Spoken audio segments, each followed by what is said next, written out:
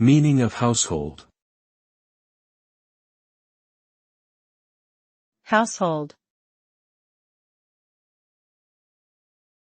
Household. Household. Household. The term household refers to a group of people who live together under the same roof and share common living spaces.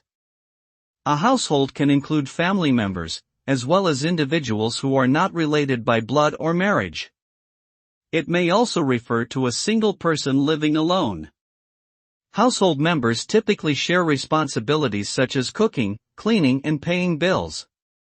The concept of a household is important for demographic and economic studies, as well as for government policy and resource allocation. Understanding the dynamics of households is key to developing effective social programs and policies.